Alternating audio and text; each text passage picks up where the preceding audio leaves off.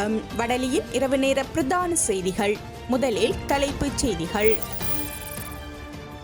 அனைவருக்கும் தங்கள் அன்புக்குரியவர்களை நினைவு கூறுவதற்கு உரிமையுண்டு என்பதே அரசாங்கத்தின் நிலைப்பாடு. பாராளுமன்றத்தில் பொது பாதுகாப்பு அமைச்சர்.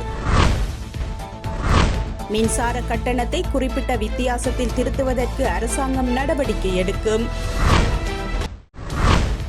திருச்சி சிறப்பு முகாமில் தடுத்து வைக்கப்பட்டுள்ள அனலை தீவு கடற்றொழிலாளர்களை விடுவிக்க கோரிக்கை. இலங்கையில் மரக்கறிகளின் விலைகள் சடுதியாக அதிகரிப்பு. தென்கொரியாவில் அவசர நிலை பிரகடனம், ஒரே நாளில் வாபஸ். தொடர்வன விரிவான செய்திகள்.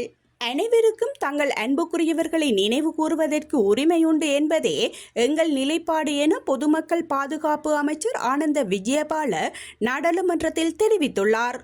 சமீபத்தில் மாவீரர் நாள் தொடர்பில் பல கருத்துக்கள் வெளியாகியிருந்தன. அனைவருக்கும் தங்கள் அன்புக்குரியவர்களை நினைவு கூறுவதற்கு உரிமையுண்டு என்பதே எங்கள் நிலைப்பாடு. தற்போதும் இதுவே எங்கள் நிலைப்பாடாகும். தெற்கிற்கும் இந்த நிலைப்பாடு பொருந்தும். எனினும் விடுதலை புலிகள் அமைப்பு தடை செய்யப்பட்டுள்ளதால் நினைவுகூறலின் போது அவர்களின் கொடிகள் இலச்சினைகளை பயன்படுத்த அனுமதியில்லை. இதேவேளை சமூக ஊடகங்களை பயன்படுத்தி திட்டமிட்ட அடிப்படையில் தெற்கில் பிரச்சாரம் ஒன்று முன்னெடுக்கப்பட்டது. இந்த பிரச்சாரத்திற்கு அவர்கள் 2018 தொடக்கம் 2022 எடுக்கப்பட்ட வீடியோக்களை பயன்படுத்தினார்கள். இனமுறுகளை ஏற்படுத்தும் நோக்கிலேயே அவர்கள் இதனை செய்துள்ளனர் என அவர் மேலும் தெரிவித்துள்ளார்.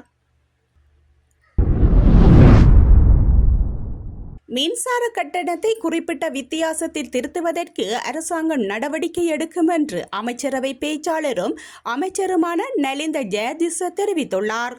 எரிபொருள் மற்றும் மின்சார விலைகளை நியாயமான வரம்பிற்குள் திருத்துவதற்கு அரசாங்கம் நடவடிக்கை எடுத்து வருவதாகவும் பொதுமக்கள் மீது தேவையற்ற வரி சுமையை ஏற்படுத்தாது என்றும் அவர் விளக்கம் அளித்துள்ளார். முந்தைய அரசாங்கங்கள் அவற்றை பல்வேறு நிறுவனங்களுடன் பிணைத்ததால் சில விலை திருத்தங்களை எங்கள் விருப்பப்படி மட்டுமே செயல்படுத்த முடியாது எனவும் அவர் மேலும் சுட்டிக்காட்டியுள்ளார். எதிர்வரும் 2 வாரங்களுக்குள் அரிசியை இறக்குமதி செய்வதற்கு அரசாங்கம் நடவடிக்கை எடுக்காவிட்டால் அரிசிக்கு கடும் தட்டுப்பாடு ஏற்படும் என அகில இலங்கை மற்றும் சிறு நடுத்தர ஆலை உரிமையாளர்கள் சங்கம் தெரிவித்துள்ளது. இனப்பிரச்சினையை தீர்ப்பதற்கு நீண்டகால வேலை திட்டங்களை தயாரிப்பது அரசாங்கத்தின் பொறுப்பாகும் என அதன் தலைவர் ஜூகே சேமசிங்க குறிப்பிட்டார். நாம் நீண்டகால தீர்வை காண வேண்டும். இல்லையென்றால் நாம் மீண்டும் இந்த நொடிக்கு செல்லலாம். இந்த நெருக்கடியை ஒடுக்குவதற்கு அரிசி சந்தைப்படுத்தல் வாரியம் ஒரு முறையான திட்டத்தை தயாரிக்க வேண்டும். குறுகிய கால தீர்வாக அரசாங்கம் விரைவில் வெளிநாடுகளில் இருந்து அரிசியை இறக்குமதி செய்ய வேண்டும். இல்லையென்றால் சந்தையில் அரிசிக்கு கடும் தட்டுப்பாடு ஏற்படும் என்றும் அவர் சுட்டிக்காட்டியுள்ளார். திருச்சி சிறப்பு முகாமில் தடுத்து வைக்கப்பட்டுள்ள அனலை தீவு கடற்றொழிலாளர்களை விடுவிக்க வேண்டும் என அவர்களின் உறவினர்கள் கோரியுள்ளனர்.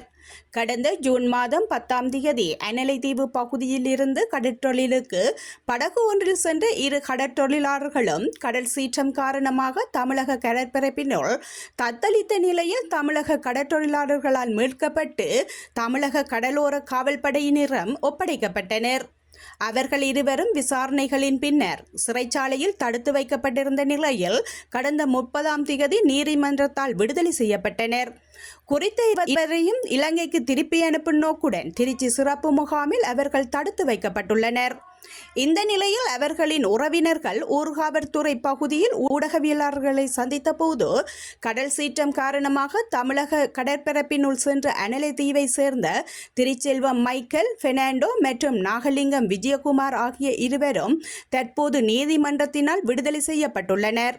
அவர்கள் இருவரையும் அவர்களின் படகு மற்றும் அதன் வெளியிணைப்பு இயந்திரத்துடன் கடல் வழியாக விடுவிக்க நடவடிக்கை எடுக்க வேண்டும் என கோரியுள்ளனர்.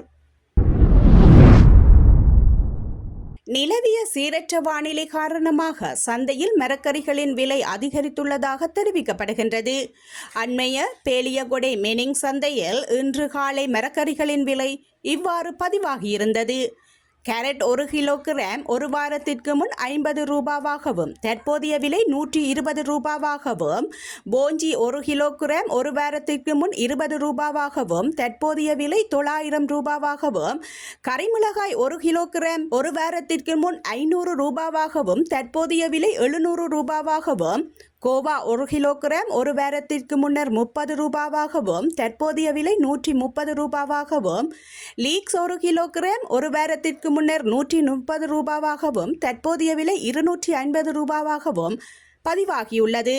இதேவேளை தம்புள்ளை பொருளாதார மத்திய நிலையத்திலும் கடந்த வாரத்துடன் ஒப்பிடுகையில் மரக்கறிகளின் விலையில் அதிகரிப்பு ஏற்பட்டுள்ளதாக தெரிவிக்கப்படுகின்றது.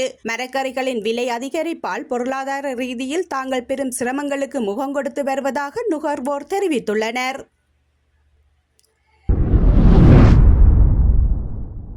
தென்கொரியாவில் அவசர நிலை பிரகடனப்படுத்தப்பட்ட ஒரு சில மணி நேரங்களில் எதிர்க்கட்சிகளின் போராட்டத்தால் அது ரத்து செய்யப்பட்டதாக அறிவிக்கப்பட்டுள்ளது. தொலைக்காட்சி வாயிலாக நேற்று பொதுமக்களிடம் உரையாற்றிய தென்கொரிய அதிபர் யூன் சாக் யோல் நாட்டின் வடகொரிய ஆதரவாளர்களை நாட்டிலிருந்து வெளியேற்றுவதற்காகவும் அரசுக்கு எதிரான சக்திகளை ஒடுக்குவதற்காகவும் நாட்டில் அவசர நிலை பிரகடனப்படுத்தப்பட்டதாக அறிவித்தார். 50 ஆண்டுகளில் தென்கொரியாவில் அவசர நிலை சட்டம் அமல்படுத்தப்பட்டது. இதுவே முதல் முறையாகும். இந்த அவசர சட்டத்துக்கு எதிராக அந்த நாட்டு நாடாளுமன்றத்தில் 190 எம்பிக்கள் வாக்களித்தனர். தொடர்ந்து நாடாளுமன்ற வளாகத்தையே போராட்டத்திலும் ஈடுபட்டனர். இந்த சட்டத்துக்கு எதிர்ப்பு தெரிவிக்கும் வகையில் நாடாளுமன்ற நுழைவாயிலில் ஆயிரக்கணக்கான மக்கள் குவிந்து தென்கொரிய அதிபர் யூன் சுக் யோலுக்கு எதிராக கோஷங்களை எழுப்பினர். உடனடியாக அங்கு இராணுவ வீரர்கள் குவிக்கப்பட்டனர்.